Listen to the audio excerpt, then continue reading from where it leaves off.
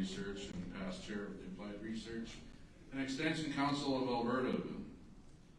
And we're looking for people to take my place.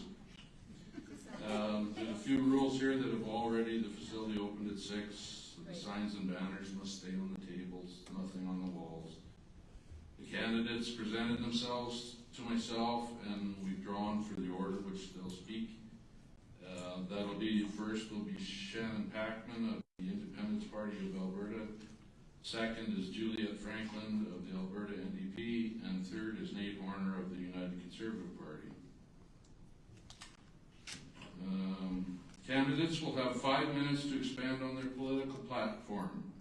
The format of the presentation is at the discretion of the candidate. The timer will give a 20-second warning and ring a bell at the end of the allotted time. No candidate will be given more time, and the chairperson will ask them to be seated. During the question and answer period which will follow, questions will be received from the floor in written and verbal form. Written questions must identify the writer and the candidate to whom the question is directed. If the chairperson will read the written questions and direct them to the appropriate candidate. So if they're not directed, then anybody can answer, is my take on it, or all can answer. For those comfortable with speaking into the microphone, the public will approach the microphone, identify themselves, and address their question to one or more candidates. The person posing the question shall have 1 minute to do so, with no secondary question and no rebuttals. The chairperson or screeners will rule out of order any questions deemed inappropriate, offensive, derogatory, or implies attack on the candidate's integrity. We're all here and we all need to respect one another. Answers to questions will be limited to 2 minutes in order to maximize the number of questions in the time allotted. The question period will be limited to 30 minutes. If, however, we reach 30 minutes and there is a good dialogue back and forth, good questions, and I will use my discretion to extend that period a little bit. The candidates will have 3 minutes after the question period for rebuttal or to summarize their platform. I, myself, the chairperson, have the final jurisdiction in all matters, and if you have any further questions, you can contact the forum organizer, Diana. So with that being said, we'll introduce the... Can I just add one thing? Oh, sorry. Yeah, this is Catherine Holland. I'm taking care of the Zoom presentation from Ms. Franklin, and I just want to make sure that those of you that are on the Zoom call, if you have questions, please type them in the chat. We have somebody else monitoring the chat room in order to take your questions and to have them read. So that is the only thing that I forgot to give David to tell you. So please, those of you that are online, please use the chat room and make sure it goes to everyone, because I'm not going to look at the questions per se, but Nadine Rood will. Thank you very much. Yeah, Nadine is here to my left, and she's monitoring the chat rooms. We're keeping right up there with the technology. So, just introduction of candidates alphabetically. We have Carla Evers of the Solidarity Movement of Alberta, who sends their regrets and is not taking part tonight. We have Juliet Franklin of the Alberta NDP party. She is on Zoom, and you can maybe see her there on the computer screen. And of course, we have our incumbent member of the legislature here, Nate Horner, with the United Conservative Party. Everybody should know Nate. And new to us here is, on the end of the table, closest to me is Shannon Packman of the Independence Party of Alberta. It's Packham, Mr. Chair. Packham. Yes, thank you. also sending regrets is Hannah Stretch Beans of the Wild Rose Loyalty Coalition.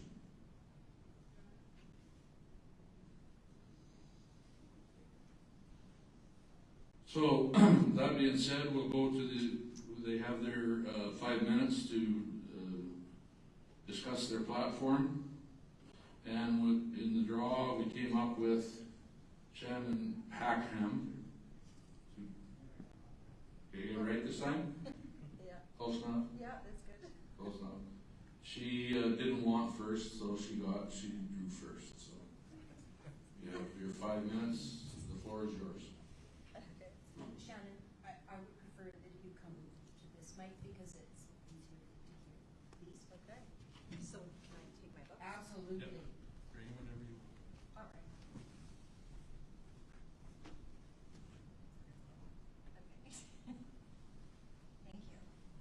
Thank you. Thank you so much for the opportunity to be here. And my name is Shannon Packham, but it's pronounced Packham. I get Pac-Man a lot, and it's just a thing, right? So you're probably wondering, who is Shannon Packham? And that's a great question. I was born in southeastern Saskatchewan. I was raised in southwestern Manitoba, and my husband and I moved to Alberta in 1996 for a better future for our children. My husband and I together had a hand in raising 7 children. And out of those 7 children, we have been blessed with 19 grandchildren. So the youngest of those 19 grandchildren is just born in February, and the oldest of those 19 grandchildren are 16 and 17 years old. The greatest job, most important job that I've had to date is being my children's mother and a grandmother to my grandchildren. And I feel that they look up to me, and in what's going on in our province right now, they're looking at me to do something about it. I graduated in 1995 as a teacher, and I've been a teacher for 28 years. Currently, I am a substitute teacher for Prairie Land Regional Division, and my school of choice is Berry Creek, where our incumbents' children go to school, and they're really nice kids, just to let you know. So you're probably wondering why I'm here. Why am I asking you to give me this job as your MLA? And to be perfectly honest with you, last Tuesday I literally woke up and decided I gotta do something. And something was to run as a candidate for Drumheller-Stettler. And when I told my husband that, he said, well, you better get thicker skin and you better get it quick. So you wanna know why that I'm doing this? The first reason is my children and my grandchildren, and what the future that lies ahead for them if we do nothing. The second reason is your children and your grandchildren, and what lies ahead for them if we do nothing. The third reason is when I woke up last Tuesday and I thought, okay, I'm going to do this. Then I decided, well, I better go do the things. And I put on over 1,000 kilometers, and in talking to the people in this constituency, I came to my third reason. The reason is that the people want a stronger voice. The people want to be heard, and they want us to know that we work for them. That part has been forgotten in today's government. The legacy parties, it doesn't matter if it's the federal government or the provincial government, that part's been forgotten. The time of the two-party system where we have to choose the lesser of two evils is over. We need to get rid of that idea. I'm here to give you another option. Conservative Christian values wrapped up in a really feisty package. Wouldn't it be great if the people started voting for what they wanted rather than what they were afraid of? That would give you a solid group of people in the legislature that would be keeping things in check. So now you're going to be wondering, what does the Independence Party stand for? We will defend personal property rights, land and water rights. The Charter of Rights and Freedoms does not even, it says right in there that you have the ability to use and enjoy your property. Stop paying your taxes and see who owns it. We believe that firearms would be included in under property rights. We want government reform. It's too bloated at the top. We don't need all of those things, taking the funds and doing what with? We want to reform it, make it smaller, bring it back to the people so the people have a voice. We want judicial reform. If you think about it, we've got judges that are just appointed. Somebody's kid, somebody's brother, somebody's whatever, and they are just appointed. We want that to be a competition, where that judge would have to be elected by the people in that community. I feel like there would be better respect that way, and same with police chiefs. We would like to bring about tax reform. So no tax at all on your first $30,000, and 8% tax for new business. We want leverage for a referendum on independence for Albertans. And by a referendum, that would mean we would stop sending, does that mean I gotta stop? Yeah, that's fine. Oh, shoot, thanks very much.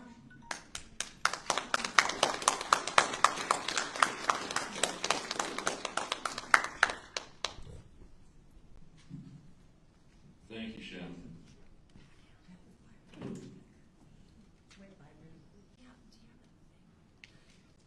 Sorry that our time didn't quite match your speech. So, at second, we have Juliet Franklin from the Alberta NDP party, and she will be coming up on screen. Juliet, the floor is yours. Thanks. Can everybody hear me properly? Yes. Great. Okay. Hi, everyone. Thank you so much for having me here tonight and for making special accommodation for the fact that I worked until 6 in my pharmacy today and was not able to make it in person. My name is Juliet Franklin, and I am your Alberta NDP candidate. I am a pharmacist in Stettler, where I live with my husband and our terrible cat child named Janet. I love the community that we live in, and I love rural Alberta. We have beautiful landscapes, tenacious people, and strong communities where neighbors look out for each other. I spend my days interacting with patients and healthcare providers to ensure everyone in the community is cared for. What I notice every day is the dire lack of support for quality healthcare, especially in rural Alberta. There are no walk-in clinics, emergency rooms are full, and people have little to no access to mental health professionals. And when constituents have emailed their MLAs with valid concerns, they have unfortunately not received replies. I care too much about my patients, my friends, and my community to stay quiet. We need change, and that's why I'm running in this election. After 4 hard years dealing with a healthcare crisis, an affordability crisis, and a government constantly in crisis, it is time for stability, for common sense, and for trusted leadership. It is time for a better future. For me and for the people I speak with, a better future starts with healthcare close to home. That means hospitals that are open, that are staffed, and can actually conduct their surgeries. That means ambulances that show up when you call. And that also means if you need a family doctor, you will get one without having to pay for it. Over the last 4 years, the UCP has picked fights with doctors and nurses. Many have retired early, quit, or just left the province, which has led to a crisis in healthcare. Just 2 weeks ago, 31 hospitals had service interruptions due to staffing shortages.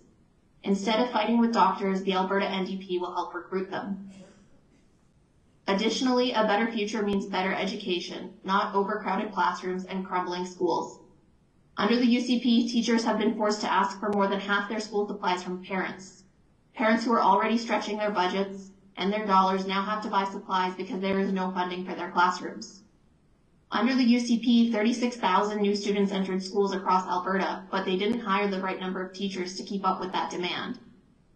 Students with special needs also had their funding cut, but I'm proud to say the Alberta NDP would restore that funding. We'll hire 4,000 more teachers and 3,000 more educational assistants and support staff, so kids get the one-on-one support they need. A better future means better jobs in a more affordable Alberta.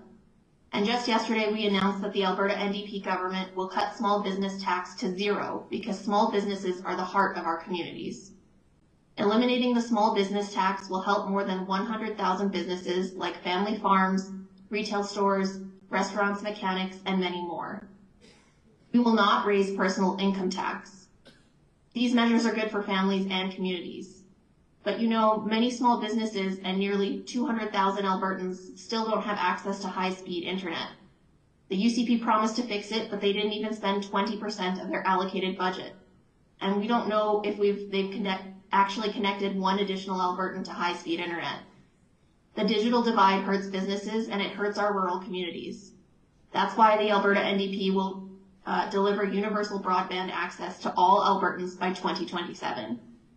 We also have a plan to attract $20 billion new dollars to the private sector and investments and create more than 47,000 good-paying industrial jobs across the province. Great jobs that pay the bills. And speaking of bills, we'll cut the cost of auto insurance and electricity after the UCP lifted the caps and Albertans were hit with a massive increase. This election is about leadership and trust. Danielle Smith is too risky. The Calgary Herald on May 5th highlighted when interviewing Danielle Smith that she said things like taking us out of the CPP and replacing the RCMP can be revisited after the election. Albertans have already said no to these terrible ideas. Municipalities don't want to pay for extra policing, and seniors are worried about their pensions. But she's not taking no for an answer. You deserve better. Please choose better. Choose the Alberta NDP. Perfect. That was perfect.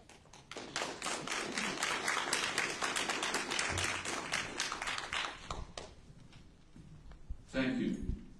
And now we have our incumbent Nate, and he's been here before, so we'll let him get to it.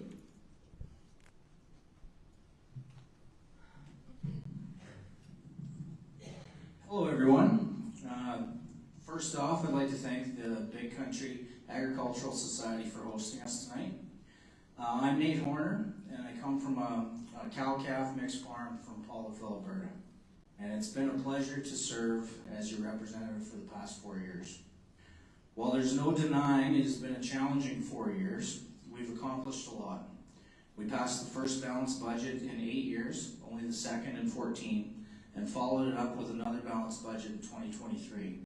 We did this while delivering record spending to healthcare, mental health, education, and capital infrastructure. And through budget surpluses, we invested $2 billion to the Heritage Trust Fund, which is Alberta's main long-term savings fund established to collect a portion of non-renewable resource revenue for future generations. We paid off all the debt that matured in 2022 in the last fiscal year, totaling $13.4 billion, which ultimately results in lower debt service costs and leaves more resources for health, education, and everything else. In addition, we made changes to the education funding model to recognize the unique challenges rural schools face to operate and deliver education services.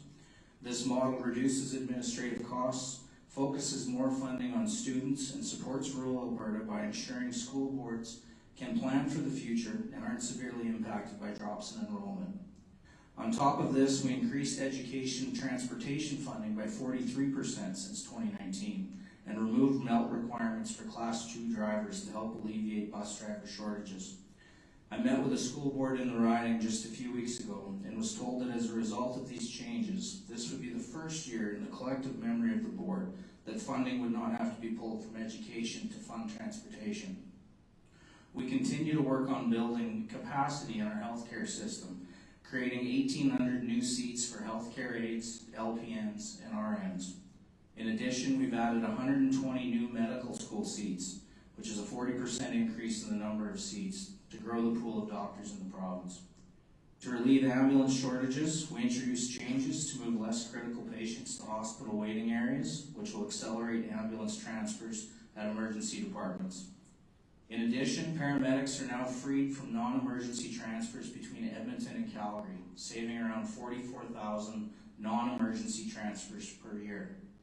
A couple things of note that I was proud of in the last couple of years are the MOUs, the Memorandums of Understanding that were signed on both the large irrigation project southeast of here and the potential to build the rail from Oyen west. Very good initiatives. But we know there's still lots to work on.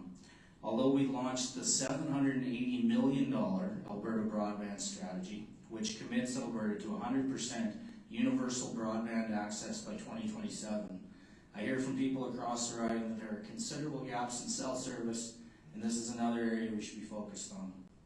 I also hope to make affordability and reliability the top priority in the Alberta Utilities Commission power project approvals to bring down the cost of electricity. The top concern I heard in both my MLA and ministry offices in the recent month has been renewable energy projects. It would be my goal to facilitate a province-wide cross-ministry consultation on renewables with emphasis on the loss of agricultural land, end-of-life reclamation planning, and contract standardization. And what better place to start the conversation than right here where many of the projects are being built. While it has been my top priority since before I was elected, I hope to continue to address the challenges seen in rural healthcare to improve staff recruitment and retention and ensure there is an equity of service in rural Alberta. Finally, I hope to create province-building infrastructure projects that will fuel local economies and promote rural economic development. We have an in-stream storage reservoir in this 2023 budget for the first time in absolute decades. It needs to happen. Projects that would not be built in rural Alberta without rural representatives. Thank you for having me. I'm excited to hear from you this evening.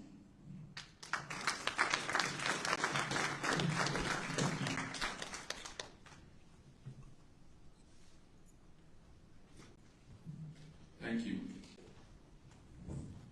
So this brings us to the portion of our evening here where we can have a question and answer period. If there's anybody from the audience that has any questions, or from the Zoom meeting, anybody that's on Zoom, please approach your microphone and fire away. You can direct it to a candidate, a specific candidate, or to all candidates. And if it's not directed, I will assume it's to all candidates. Anybody have any questions? I do. I'm just finishing preparing it. Okay. I could probably propose it. Yeah. The microphone back Go there. back here, right. Hello, my name's Cody Bach. Though I probably should turn it on first. It is important that you speak into that microphone and it's clear because, so that Ms. Franklin can hear as well. Okay. My name is Cody Bach. I'm actually going to ask Mr. Horner a question here. I noticed that you said a few things about your budget and you're going to decrease, places where they don't need to be spent, you're going to decrease the budget there and increase the budget in other areas. I was just looking at the budget for 2023, I believe, and for protection, you have a budget of, I believe it was 7,000? If that number should be correct, so I can double check right now. Protection? For protection, yeah. I see in the 2023 budget summary right here, it says, for Oyen, it says, protective services here, expenses are under $1 million, yet governmental services are over $1 million. I'm just wondering why governmental services are more important than protecting the citizens of Oyen. That's my question. I honestly have no idea what you're referring to, sir. Oh, well, the budget in 2023 that you proposed, The government budget? for Oyen, the city of Oyen's budget. The municipal budget? Correct. This is a provincial forum. Okay. Yeah. I'm just bringing up the question first, and the budget was proposed here. Okay. If we were to make differences in MLA, would you not look into perhaps funding the protection services of the city or the constituency you represent over the governmental practices in place? There's 27 different municipalities in this riding. There's portions of 7 school districts. You work with all of them in this job to help, fulfill their needs and wants at a provincial level. Right. Do you agree that protection services should be an higher priority than political and governmental buildings? Protection services, yeah. I'm not sure I understand if we're talking about the same thing here right now. Well, it did. Yeah, you're getting into a gray area where it's kind of a follow-up question to which you're not allowed. Anybody else have any questions from the floor? If not, I have some here that were put in ahead of time from some people that weren't able to attend tonight. And this is for all parties. It's from Betty Walker. What is your party's plans to improve the situation for homeless people? It's not something we see entirely a lot here, but we do see it. So, in order, yeah. And because I drew number 1, I'm gonna give this go first. So we believe that homelessness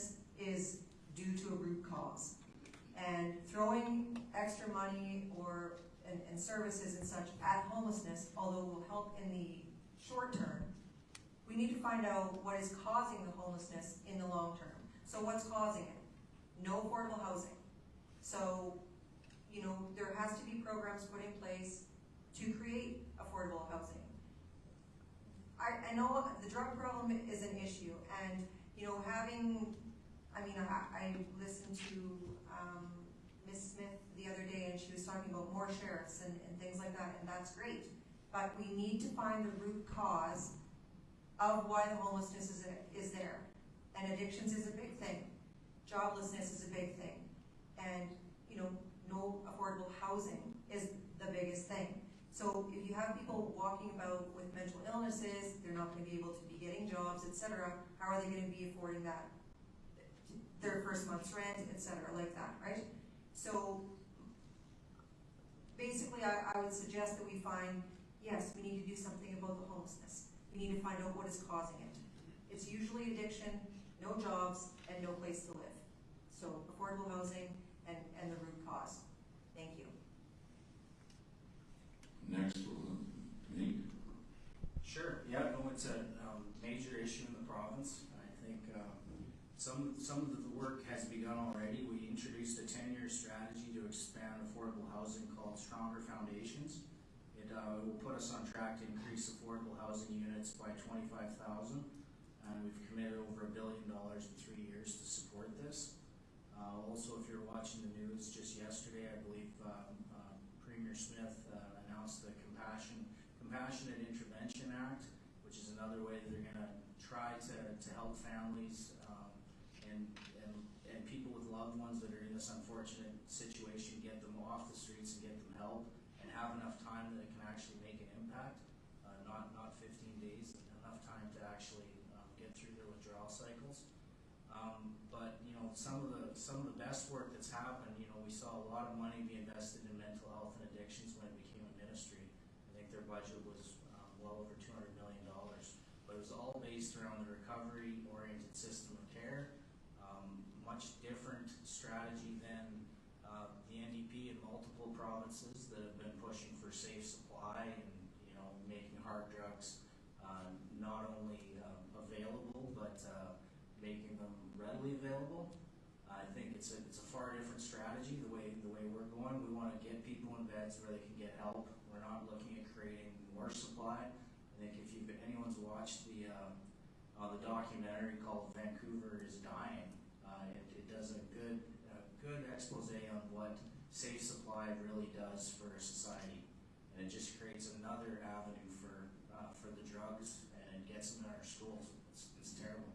So we're tackling on multiple levels, but it's a major issue for the province, especially for our metro regions.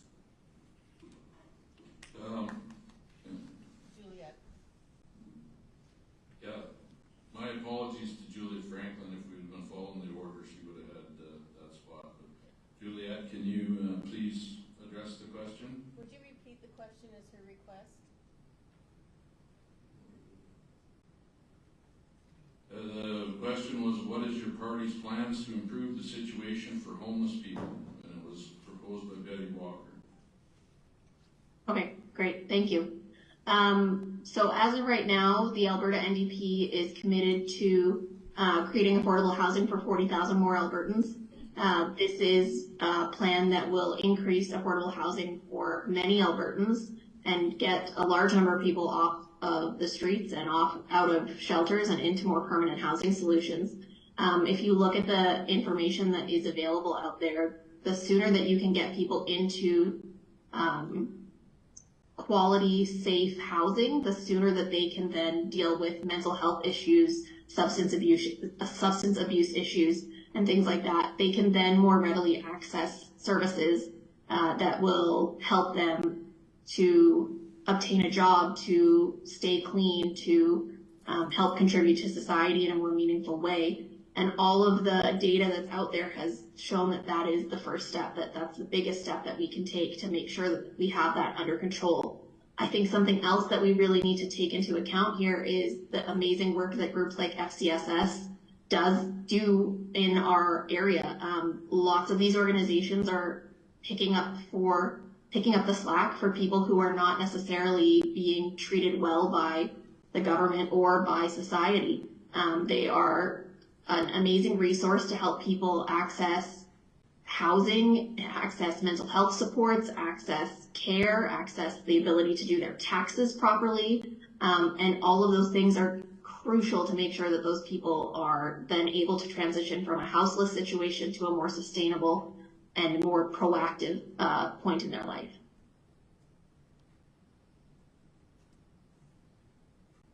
Thank you. Any further questions from the floor? Anybody have anything from the floor before I continue? Okay, this one just came in through our Zoom chat room. The question is being posed by David Goodwin of Statler, Alberta. It says the UCP has introduced an education curriculum that all Alberta school boards and most teachers have called backward thinking and out of touch with good education practices. How would your party fix this disaster? And we'll start once again with number one on the list. I always like to be number one. So I agree that the curriculum that we're using it's gotten a little bit slightly ridiculous. We'll just use that. So getting back to basics, reading, writing, arithmetic, those are the things that we need to do. And I mean, I don't have my policy book in front of me, so I'm not going to quote you from my policy for the Independence Party. But as a teacher, I can tell you that the overcrowdedness that we have in classrooms doesn't give the teacher enough time to work with all of the students. And that comes from funding, obviously. So where's the money going to come from for all of this? Well, if we weren't sending all of our money to the east, we could have a better education system here altogether. Thank you. And it should be Juliet Franklin now, if you could respond to the question. Thanks. So the Alberta NDP has a plan to hire 4,000 new teachers in Alberta to help compensate for the ever-growing number of students in classrooms and to help decrease the classroom sizes. Additionally, we're looking at hiring 3,000 educational assistants and support staffs, people to help make sure that students with special needs or any kind of need beyond the basics is helped, and that includes things like speech pathology, OT, occupational therapy, making sure that they have supports in place to make sure that those kids can access the education that they need to then succeed later in life. I have heard from many people, lots of teachers, lots of parents, that the current curriculum is developmentally inappropriate for our students. And it's really unfortunate that we're in this situation when we had a curriculum that was actually, in fact, started by the Conservative government that the NDP finally finished and put through, that we have now scrapped altogether. And that was a curriculum that was put together by a large board of educational folks who have specialties in these areas that would have put our kids at the forefront of quality education. And unfortunately, we had to scrap that because the UCP had other ideas for what curriculum in this province should look like. I think it's really unfortunate that our students have to suffer for that. And I think that it's very important that we make sure that we have the right number of teachers to students and that we have a good curriculum for those students. Thank you. Mr. Horner. Yeah, I'll get to the curriculum in a second, but seeing as how the others talked about education broadly, I will for a moment too. When we came in 2019, the education budget was $8.2 billion. In the budget 2023, it was about 8.8. That didn't include additional $414 million for transportation specifically. And in the out years of the budget, it shows another $1.8 billion for enrollment growth and future expansion in the years coming up. When it comes to curriculum specifically, I've been through this with my school divisions the last few years. I've taken their rebuttals. A lot of teachers dry run of the curriculum, seeing how it worked in the classroom, giving their feedback. So hundreds of pages of feedback have gone back into the system, and I'd say that the people responsible within the education department listened. The social studies was paused. They moved ahead with the literacy and numeracy because the divisions that I spoke to were begging for it. I see it when the homework comes home with my daughter, who's starting to bring home the math homework, and it's definitely a little heavier load than what was there before, but they're doing a good job and they're getting through it. So at the head designer of the curriculum, his name's Dr. Giorgio, I believe. He's still receiving international awards around the globe for his curriculum development. They went out and found the best person, so I think we're in a good place. Thank you. Any further questions for our delegates? Anything from the floor? Randy Gerlitz. My question is, how do you turn it on? There we go. My question is probably for all of you, but basically I'm wondering, I haven't really heard the Premier talk about getting rid of the CCP, so I'd like to know is that true, Nate? And if it is, could each of you talk about where you would stand on that? That was directed to Nate, so I'll let him answer it first. No, the Premier's been clear that with regards to the CPP, nothing will happen ever without a referendum. I am aware that there is a report that was getting some updated numbers put in it to clearly show the case of what that would mean for Alberta, and I think that will be done this summer. So there will be some data Albertans can look at and go through and see if the idea has merit.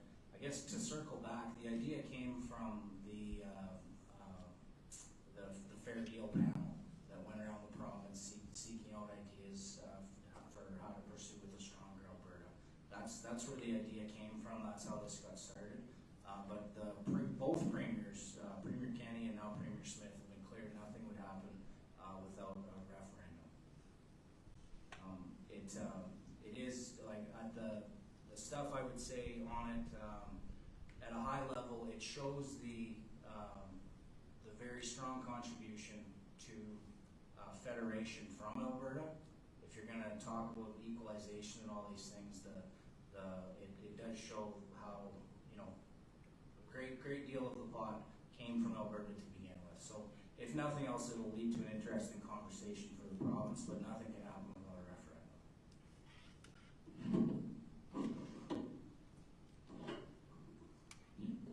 Just to add to that, if there was to become an Alberta pension plan, the Canada pension plan doesn't go away. Your Canada pension plan, if you have paid into Canada pension plan, you are entitled to your Canada pension plan. It doesn't matter if you live in France. If you reach the age where you can receive your Canada pension plan, you are entitled to it because you paid into it. So the idea of having an Alberta pension plan would mean that we are no longer giving X amount of $1 billion more than every other Canadian and sending it off to the Federation, right?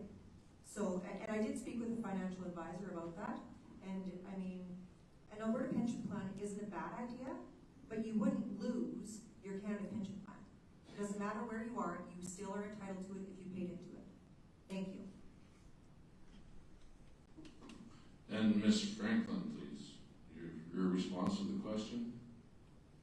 Yeah, so Rachel Notley has made it very clear that the Alberta NDP does not plan on removing Alberta from the CPP. We think that that is a short-sighted goal.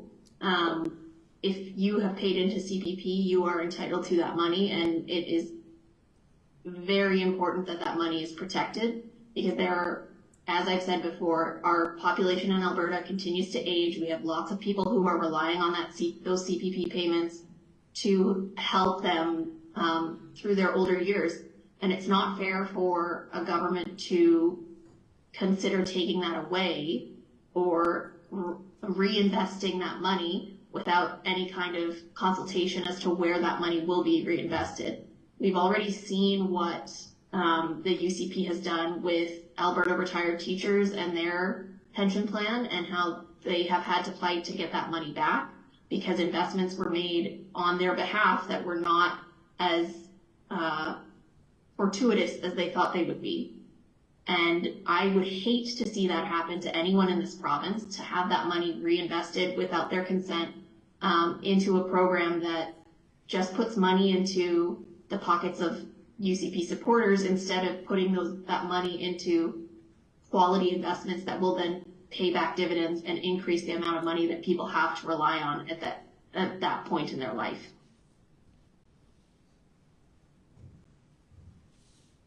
Thank you. Any further questions from the floor? We have no more on Zoom. I do have a few more here that were proposed prior to the meeting. And one that I think is fairly important for this town. Oh, sorry, I didn't see you at the microphone. Sorry, I apologize. Sorry that I'm late, and I apologize if this question has been asked. But we have, I just came from a nurses recruitment meeting. So across the province, across Canada, we have a huge shortage of nurses. Now, there's incentives being offered in all the provinces. I'm just wondering, does your party have a plan to increase incentives so that we can stay competitive and keep our hospitals open? So you're directing that to all candidates? Okay, we'll start with number one again then. Just because you were late, I was number one. So we do understand that there is a shortage of healthcare practitioners, nurses assistants, doctors, all of the healthcare professionals. What we would have done is not fire them in the first place.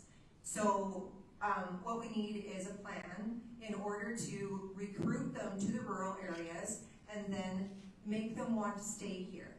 If we are incentivizing people to come to rural Alberta to look after ourselves, be our healthcare practitioners, our healthcare providers, we could look at things like nurse practitioners and doctor's assistants, etc. And also, what we need to be looking at is, why are we not working at making people well? Because the pharmaceutical companies and etc. are making so much money that we are keeping people sick. We need to look at other methods of medicine, holistic medicine as an example, rather than just always big pharma, and doctors. So our party, the Independence Party, would create incentives of recruitment and retaining the doctors, nurses, and healthcare professionals in the rural areas. Thank you. Ms. Franklin, please, could you respond? Yeah, so as a healthcare professional, I totally feel the crunch that we are feeling. It's very hard to recruit people to come to small communities and rural communities, and I myself moved from Edmonton to Stettler to be a pharmacist. I understand what small communities have to offer and the amazing opportunities that are here for us. I think that the Alberta NDP also understands this. We are looking into a program to offer sign bonuses to doctors, nurses, healthcare professionals, and then even further incentives to work in rural and remote communities. And on top of that, I think that a very important question that we need to ask is why we are having such a hard time retaining our healthcare staff in these communities.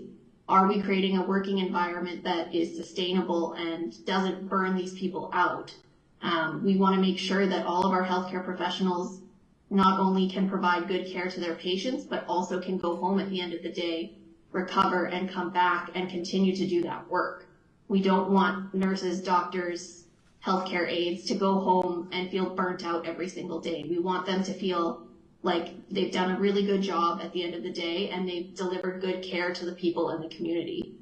especially out there in Oyen, where I know you've had the hospital shut down for quite some time, and that is not okay. We need to make sure that we have high quality access to care for every Albertan, and that means all of us in this riding as well. Go ahead, Nate. Thank you. Yeah, thank you for the question. Very important question for this riding and the entire country, frankly. I think we have to approach it at every level. I know we need more incentives. I was proud over the past 4 years. I was part of a push that had an incentive package increased twice for physicians and nurses. It was 81 million the first time, and I believe it was 90 million on this last budget. We'll have to keep an eye on what neighboring jurisdictions are doing. This is moving very quickly. It's very competitive. We're trying to make sure those bridge programs exist so that LPNs can become RNs in an efficient way.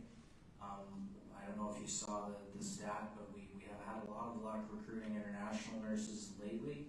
I think the last quarter showed that we recruited more in the last half a year than they had in the last 4 years combined.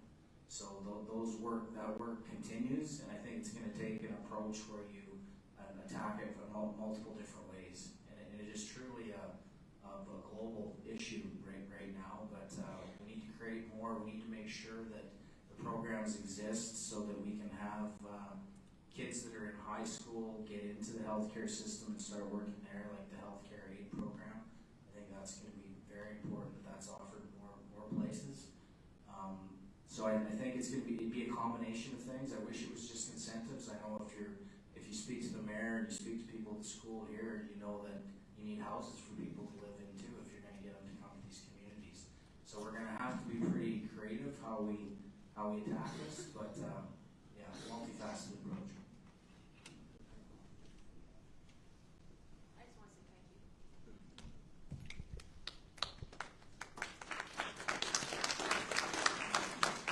you. Any other questions from the floor?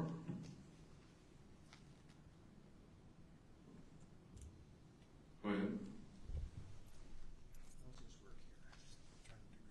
Hello, can you hear me? Yeah. My name's Bob, I live in Oyen. Question about the elephant in the room over the last couple of years. We've had what's been called a global pandemic, and the result of that has been forced mandatory inoculation of vaccines.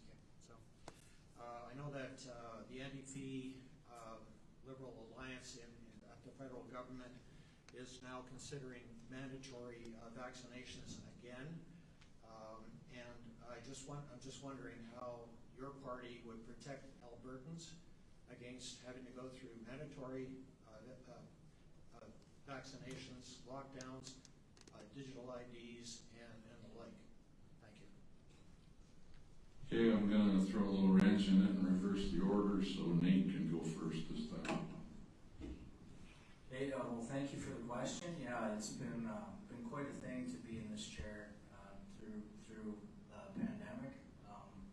Hasn't been easy on anyone, and I think one thing that Premier Smith has been very clear about is that she definitely wants to see a full review of the entire process. You know, something that I think most would like us to see is that the decision-making process in that type of emergency be more transparent, so that everybody's able to understand the weighting of some of these decisions.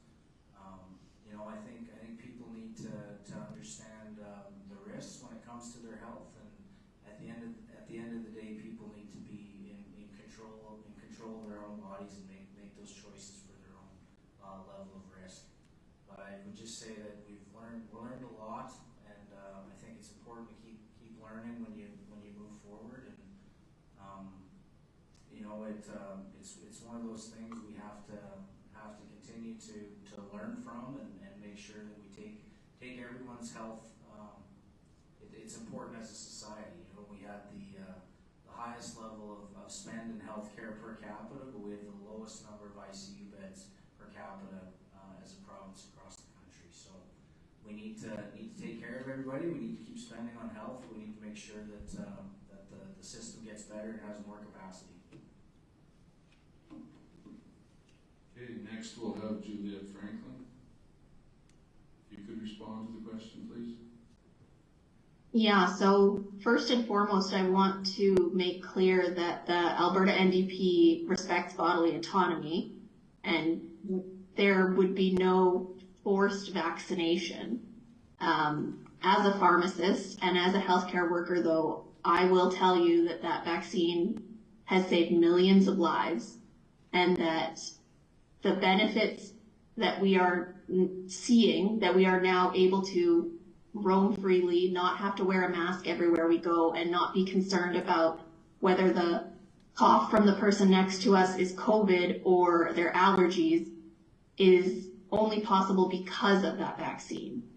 That vaccine is safe, that technology is safe, and if you choose not to get the vaccine, that is your choice. But the government cannot make you get that vaccine. There are requirements, regardless of where you live, that require you to show proof of your vaccination status if you travel to other countries, if you travel to certain parts of the world. Those countries require you to be protected against certain things because they know that the risk exists in their countries. Just like that, the risk existed in Canada. And that is how the choice came to make the offer to everyone that the vaccine was available. And if you, again, chose not to take the vaccine, that is your right and that is your choice. But there will not be any forced vaccination by the Alberta NDP. Thank you, and the last word now is for Shannon Packham. Thank you. So, this is going to be probably something that not a lot of you maybe would know, but anyways, addressing the elephant in the room. In November 2021, the UCP government had a meeting with several doctors, and those doctors gave proof, documentation, that these vaccines were not necessary and that they were going to be killing people. They were not necessary for children, and that they needed to stop the vaccine program immediately. And that UCP government took that documentation and did nothing with it. They said that they were going to table the information in the legislature, and then they did not. And then they proceeded to say, you can't go to hockey unless you're vaccinated. You can't go to the hospital, or you can't go to a movie, or you can't go to a restaurant unless you're vaccinated. And you had to show your papers. And that was morally wrong. And the UCP government had that information and chose to withhold it from the people of this province. Not just this constituency, but this entire province. And for that, they need to be held accountable. And what would I do about all of those things? We need to hold an inquiry from the top down, and find out where did it go wrong. And it went wrong right there in November of 2021 when they did not give the information that they were given by these doctors, pathologists, virologists, and etc. to the government. Thank you.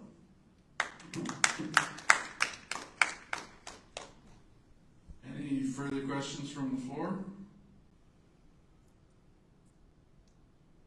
We've reached our half hour, I believe, of question period. I have a few more here if you want to continue.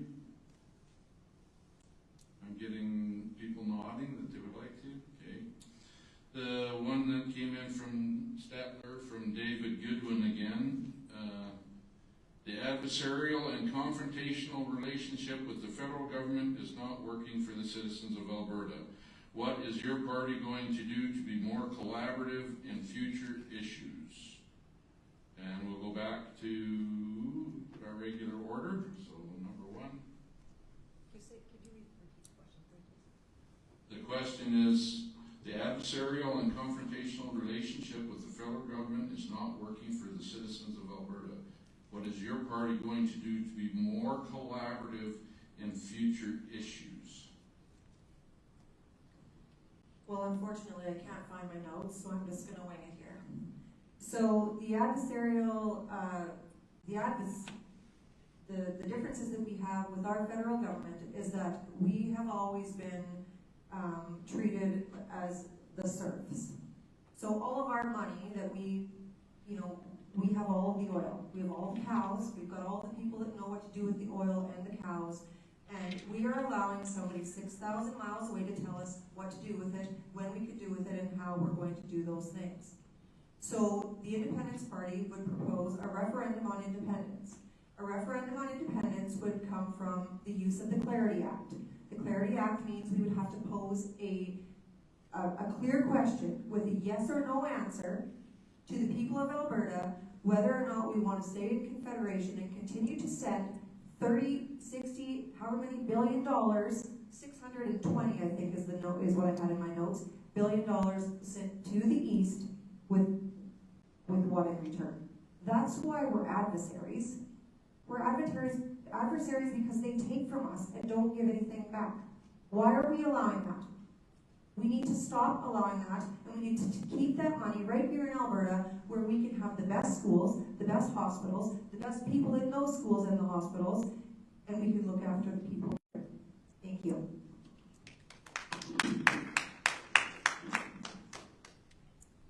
Juliet Franklin, would you please answer the question? So the Alberta NDP is committed to fighting for a better future for all Albertans. If that means that we need to work with the federal government to ensure that things like CPP are protected, that we are getting appropriate funding back into this province for what we are investing into the country, then that is work that the Alberta NDP is willing and able to do. I would point to the fact that Rachel Notley is the only premier in our province's history that successfully got a pipeline built. And that was a collaborative project with the federal government.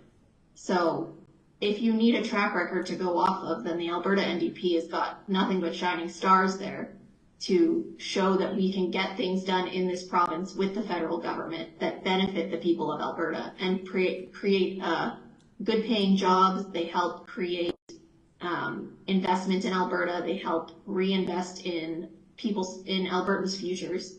And the NDP is interested in helping restore the Alberta advantage. So I would say that as far as the adversarial nature of that relationship, it's not one that I would like to see continue. I would like to see Alberta get what we deserve for the money that we put into the country. And I think that that's a very important point. And I think that the Alberta NDP has a track record there where we have shown that we can do that. Thank you. Go ahead, Mr. Horner. Yeah, well, my first question to that question is the adversarial nature of us to them. I think I feel it the other way, honestly. You know, there's a lot of ways that we can make sure we get the best deal for Alberta, and honestly, when you're in these jobs, you have to do that every day. I would say definitely the NDP has a great relationship with the federal government. They're part of it. Their confidence and supply agreement, they would be a minority government right now if they weren't talking enough. Absolutely ridiculous. We want to have a conversation about the carbon tax, about this new electricity policy, about their net zero 2035 initiative that's going to make all of our electrical bills go up another 40%. That's going to say that we can't build new natural gas generation after 2035 in Alberta. There's not time to build small modular reactors. We will be just stuck, and we will have to live off the interties between BC Hydro and thermal from the south and the east. So it absolutely puts us in a no-win situation, and it's a conversation that we wouldn't be having if this minority government wasn't being propped up by the NDP. Absolutely ridiculous. But I would say a big part of my job is getting along with the feds where I can. I'm dealing with them on everything from banning pesticides through different agencies under health, dealing with them on their crazy fertilizer emission targets that they set out that we've got them to back down on and say they're aspirational and voluntary and we were just feeling it out. So we do what we can. We push back. We try to get the best deal we can. The $10 a day daycare plan was a great example where Minister Schultz held out and got the best deal for the province. So there's ways you have to do that. But I would question the adversarial nature.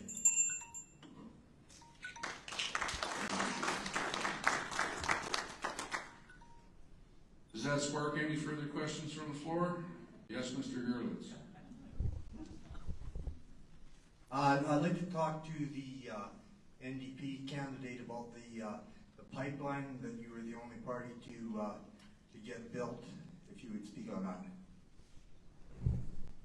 Yeah, if we pay for it, then I'd like everyone to talk about that because I just can't buy that. Okay, Ms. Franklin, do you have a response?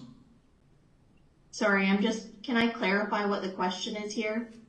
That we're just looking for, You said that you were the only party to get a pipeline built, and I was born in 1953, and there's been pipelines built throughout all that time. So if you just speak on what pipeline and where do you get your information from?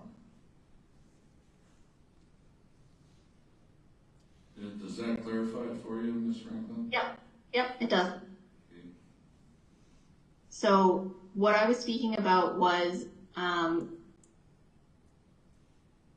when the UCP and the NDP have had their turns in power and have proposed various pipelines that have started and stopped and continued and not continued. What I'm referring to is a pipeline that Rachel Notch got built and completed that has continued to invest dollars back into Alberta, as compared to pipelines that Jason Kenney tried to get passed to get built in Alberta that did not get built, that did not get completed, that have now been abandoned, and that are no longer investing dollars back into Alberta. Excuse me, sorry to interrupt, but could you tell me which pipeline it was that you got built, please? Like I don't understand. Is it the Trans-Canada, or what pipeline is it that the NDP got built?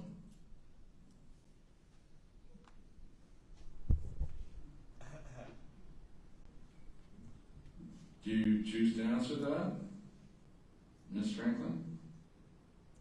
I can look into the specifics of this if you would like and get back to you. If somebody from my team there could get this gentleman's contact info, I would greatly appreciate it. Okay.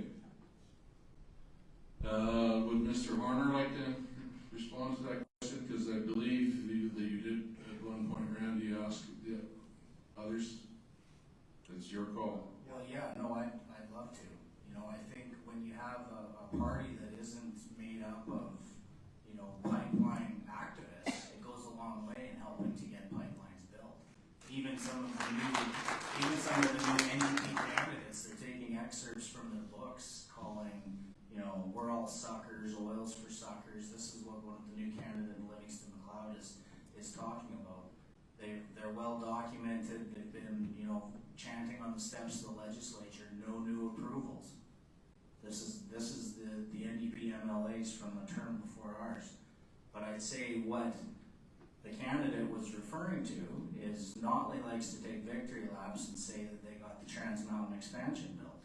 It's not built. It's not complete. It should be complete this fall because Prime Minister Trudeau nationalized it and bought it.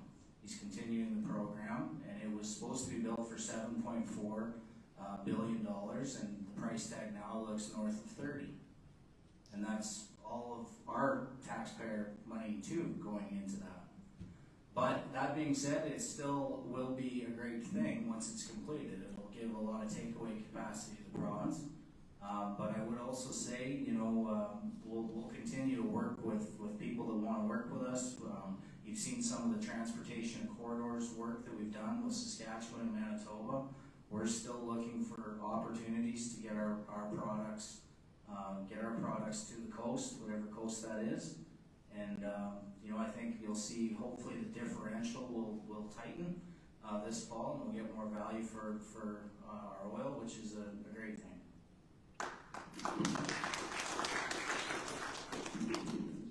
Go ahead, Ms. Packham. So the Independence Party hasn't actually had a hand in building any pipeline because we haven't had an MLA in the legislature. But that is our goal, actually, to invest in oil and gas rather than green energy, which is basically running on oil and gas. So the Independence Party would definitely be 100% on board with building pipelines, petitioning the federal government by not being adversarial, I suppose, is a better, working with them to have the pipelines built without so much red tape, without so much bureaucracy and nonsense, because we have a right as Albertans to get our oil and gas to Tidewater. Thank you.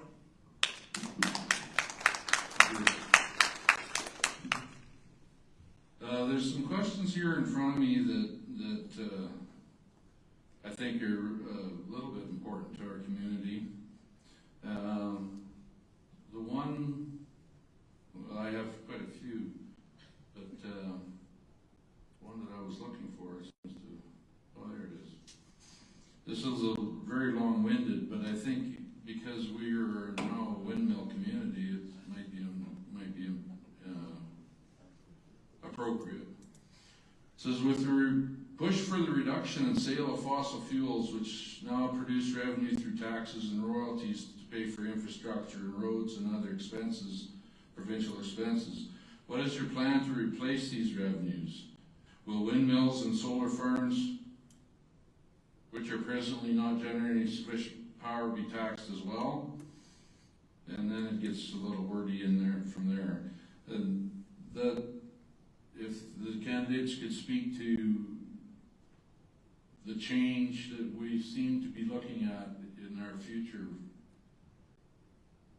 for oil and gas, and I'll start with Ms. Packham. So you want to speak to change from oil and gas to green energy? Yes. Okay. Yes. You see the windmills. Yeah, I saw the windows. All the way here. Okay, so my perspective on green energy is that it is, it doesn't work. We have winter here from October to March. So we've got the solar panels by Brooks. I drove past, I think it's a full township of solar panels yesterday when I was on my way to a debate in Claresville. It is an absolute eyesore. And how are they made? They're made with petroleum products. And where are they made? They're made in China. Why are we giving our money to another country, number one, to make these things? And my next point is, there's no regulations on cleaning those up. Alberta has the strongest environmental rules and regulations for oil and gas.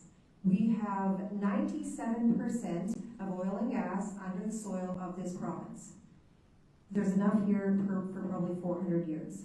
Why are we even entertaining putting up these windmills and solar panels, which basically make the ground underneath it useless? Why we're doing that is a mystery to me. And the Independence Party government, not that we would take them down, but we need oil and gas. We need the revenue from oil and gas to keep Alberta going. And the windmills need oil and gas to keep going as well. Thank you.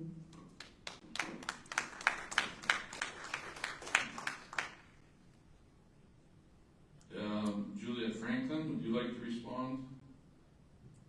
I know I tried to bring that question down to something that we can handle. Can you, I just need some clarification on the question here. Are we talking about the transition from fossil fuels to green energy? I just didn't hear the answer to that. Yes, that's the simplest way to put it. Okay. I would say that everything runs on oil and gas. The Alberta NDP is not committed to shutting down oil and gas in this province. It is the backbone of our economy. It's the number one source of money for our economy. And as far as green energy goes, all of those green energy projects, windmills, solar, geothermal, all still require components of oil and gas. So the issue is not shutting down oil and gas, but it is using that oil and gas to then fuel greener sources of energy. And I know that it's a lot of people look at those wind turbines and solar panels and think that they are an eyesore and think that they are a problem. But I would point to communities that have instituted solar farms and have then been able to use that land on top of gaining energy from it, but also using it as grazing land for smaller animals, so like goats, things like that, instead of having to deal with spraying for weeds and things like that, and making sure that the goats then take care of the landscaping essentially in that area. The goats do better, the environment does better, the solar is allowed to then produce. And I think that we should really be looking into projects that take our incredible oil and gas industry and help fuel a move to more green energy, but not get rid of our oil and gas altogether. Thank you. Mr. Horner. No, thank you. First off, I think the question was talking about revenue, right? It was asking, are we going to tax these other sources? Yes, that is in there. Yes. So to speak about where we're at in regards to revenue and oil and gas specifically, we're at a place now in the province where for every extra dollar a barrel of oil is worth over the course of the year, it means $630 million to Alberta's treasury. That's gone up substantially in the last 4 or 5 years, and it'll go up again in another 4. To the point where we have so much money coming in from the oil sands that it can truly mask some other holes in our revenue scheme as a province that we'll have to be very mindful of. Global consumption continues to go up, despite others saying that it will hit this cliff. So I think we have a lot of time available where we're going to have a great demand for this product. When it comes to the renewables, we're seeing the renewables being put up in Alberta at a great pace, a pace that you're not seeing in maybe any other jurisdiction outside of Texas. And a lot of this is because we're one of the only deregulated, on the generation side, sub-jurisdictions in North America. So you're seeing people, there's a lot of private investment. You might see Amazon or Apple or Google, and they say, here, take this bucket of money and go build me a solar project somewhere. And a lot of that ends up here in Alberta. So I think that needs to change in this sense. We need the AUC to approve projects that make life better for Albertans, both for affordability and reliability when it comes to the electrical grid. And that, I believe, is the piece that's missing right now. And if you go talk to the people that work at the Sheerness power plant, they'll quickly tell you about all the things that are happening that are very scary with our grid.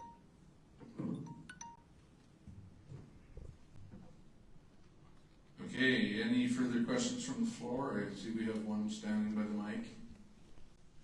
Yes, hello. Do I turn it on? Yes, switch right here. Thank you for the technological help. Yes, good evening. My name's Gwen Wood, and I'm from Donalda, Alberta. That's the far side of this constituency. It's very big. And I am with the NDP, and so I would like to ask a question tonight, and I'm actually going to direct it to you, Nate, and it's the same question that we had at the Stettler Forum for me. We're talking about revenue streams and economy and all of this. It's quite complex. My question at the Stettler Forum to you was about the firefighters who are rapid response and the fact that the UCP got rid of the rapid response firefighters. And so places like, well, up in the north and maybe Rainbow Lake, you're hearing so much. If there's tiny fires, they can rappel down and put the fire out before it gets too big. Now they've disappeared, and the answer you gave in Stettler was about contingency fund, which is great to have a contingency fund, but why are we waiting till the fires get big and then we have to fix it? If the guys could have stopped the fires earlier. I used to work for the ERCB in Drayton Valley and Edson, and I know how many facilities are out there and the oil and gas infrastructure. It's very tragic and sad that Alberta's economy is changing so drastically right now. So the other candidates, if you want to respond to, that's great, but thank you very much, Nate. Go ahead, Mr. Horner. Yes, no, I would answer the question again. Thank you for it. The program was discontinued back before I became the forestry minister. But I did ask the question of the department when I moved into the department, and they said at the time they were moving more funding into FireSmart, which was fireproofing communities in the north, removing the fuel from around some of these potentially vulnerable communities, and that the team at the time, they figured they responded to 2% of fires. There was also a big shift in moving money to new technology pilots, especially around drones. We were trying to keep, it's actually pretty wild, 14-foot wingspan drones that are heat detectors that can fly at night. They have one of the only approvals past Transport Canada to stop from having to go up in a helicopter first thing in the morning to map the fires and have all that move in real time to the command center. You're right, fire is funded completely from a contingency, much like crop insurance. In this budget 2023, the contingency is $1.5 billion. So forest fire protection is fully funded. If you see what's happening in the north, I don't think anyone could have got in and put them out sooner. That's not the situation as it's being reported to me in 2-hour meetings every morning. Driest conditions we've seen across the north. The fires are popping up, at an alarming rate, although I think we're doing a good job. We still have 16,000 people displaced. So something we all have to continue to be diligent working at. I know the smoke that rolled in today was a great reminder, but we need a rain across this province. The fires are going to burn all summer and into the winter. Thank you, Mr. Horner. I believe at the end of your comment there, you asked if the other candidates would. They have anything to say. So, yeah. I don't really have much to say on the rapid response team, although my oldest son does have that training, if that's any consolation. Thank you. Did you want to respond, Ms. Franklin? Yeah, I just want to mention that, we have, as Nate said, thousands of Albertans that are currently displaced because of these wildfires, and I think that we were incredibly lucky to be in a situation where these rapid response teams only had to respond to 2% of the fires that we're currently facing. I think after seeing what happens in communities like Fort McMurray and other places and seeing how devastating these forest fires can be and how huge of an impact they can have on not just people's day-to-day lives, but their whole communities, their ability to recover, all of these things, we really need to be more proactive in making sure that these communities are protected from forest fires and that there is something in place to help not just rely on the contingency, but also help put us in a position that prevents these things from happening.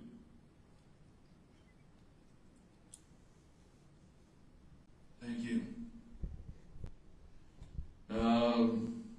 Pretty much we're out of questions here. Are there any more questions from the floor?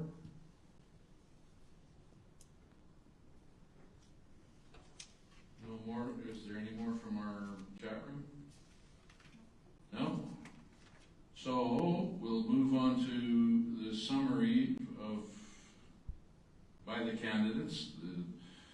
By the rules, they have 3 minutes per candidate to summarize their thoughts and feelings for the evening. And I think we'll do it in reverse order from what was drawn. So if we could start with Mr. Horner. You want us to use the mic? Yeah, please come use the mic.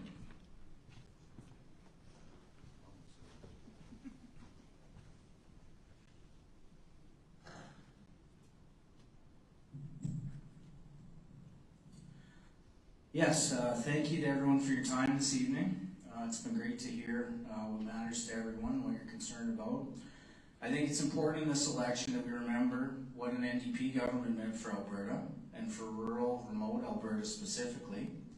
Our economy was devastated by the policies of their government, and this led to a mass exodus of individuals, families, businesses, and opportunities. I wouldn't have ran and done this for the last 4 years if I didn't feel I had to. People were really hurting. On top of this, rural Alberta became a second-class citizen compared to urban centers, and ridings like ours became underfunded, underserviced, and in some instances completely ignored. The UCP is focused on all Alberta, and that includes in a big way rural and small town Alberta, and to ensuring rural communities thrive and have access to critical services.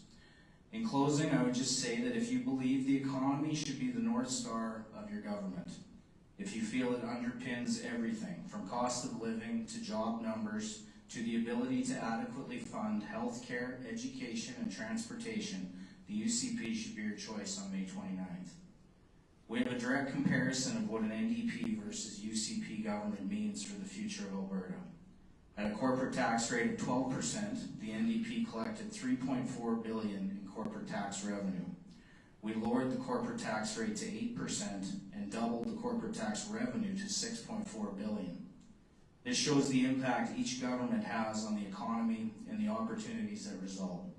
The UCP approach to governing is the reason why Alberta has the lowest rate of inflation in the country, why workers make more here than any other province, and why Albertans pay $20 billion fewer in taxes than the next lowest jurisdiction. It's been an honor to serve this riding for the past 4 years. It's a big riding. It takes about 4 hours to drive corner to corner. You get a lot of windshield time. I've wore out a few vehicles already, and it's full of challenges, but it's full of great people and a lot of common interest. And it has been so rewarding to push for a better future for the entire region. And if I'm lucky enough to get a new mandate for you folks, I hope to continue doing that and think outside of the box and think about some of these big projects that can help the entire region. So thank you all.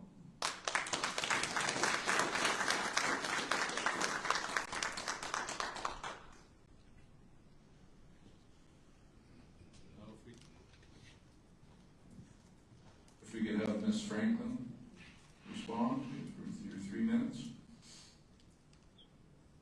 I just want to start by saying thank you again to everyone at the Ag Society for putting in the work to make sure that I was able to attend this via Zoom. I do greatly appreciate that. I want to point out some things that maybe were missed throughout our conversation tonight. I want to point out that in Alberta we have the lowest per student funding in Canada, and that the UCP cut funding for seniors housing and cut municipal funding for policing by $32 million. They've spent less than 20% of what they've committed to rural broadband in this province. They have not continued to make good on the promises that they have made. And in fact, they have then turned around and elected a leader that has given a lot of people pause. In Alberta, we are compassionate, we are honest, and we are hardworking. We are risk takers, and we are problem solvers.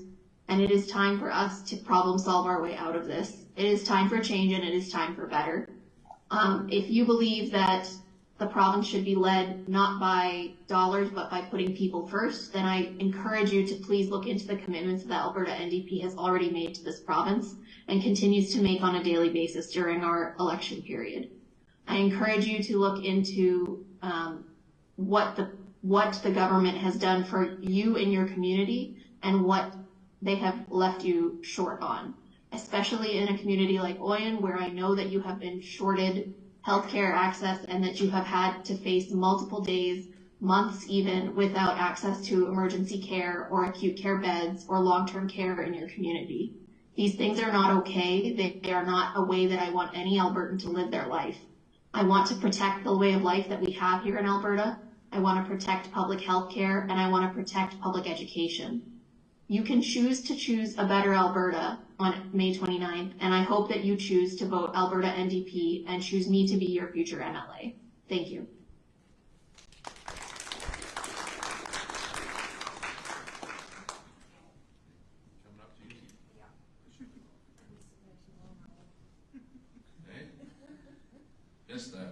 old too.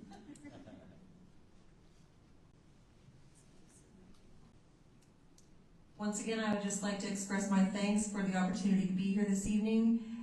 It's been a learning experience for me with the new party and in my first week at trying to be a politician. So I'm going to leave you with a quote. Martin Luther King Jr. once said, "The ultimate measure of a man is not where he stands in moments of comfort and convenience, but where he stands in times of challenge and controversy." We are finding ourselves in a time of great challenge and great controversy right now. Albertans are facing the World Economic Forum, Agenda 2030, and our trust in the government is gone. The time for change has arrived. We must seize this opportunity while we have it. We must overcome what we have endured in the last 3 years and rebuild strong, vibrant, healthy communities. And we have one chance to secure a future for our children and our grandchildren. And that starts by electing an Independence Party MLA. Every 4 years, we elect a new government. Every 4 years, we expect that they're going to keep their promises. We all deserve a right to job and food security, the right to live without fear of violent crime, the right to live without constant surveillance, the right to express ourselves without being censored, the right to travel and own property and use our money how we see fit. The Independence Party is not here to prop up the broken machine. We're here to help rebuild a better Alberta. Let's put the people's horse back in front of the cart. Let's have actual government working for the people rather than the other way around. Let's start showing the world that Alberta can be the best place to live, work, raise a family, or start a business in the world. And that'll start on May 29th by electing Shannon Packham as your MLA. Thank you.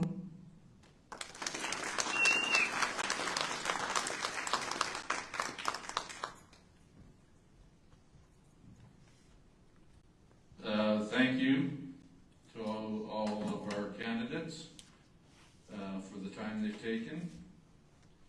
Even if we had to use technology, I guess that's just a fact of life nowadays. But, is there any criticism to the way the evening has gone, or any remarks to that light that we could make an improvement for the next time? Softer chairs. Excuse me, I'm sorry, but all I wanted to say is thank you very much for being very gracious with the NDP here in town. I really appreciate it. Thank you. Okay, so I think it's been a successful evening. If the candidates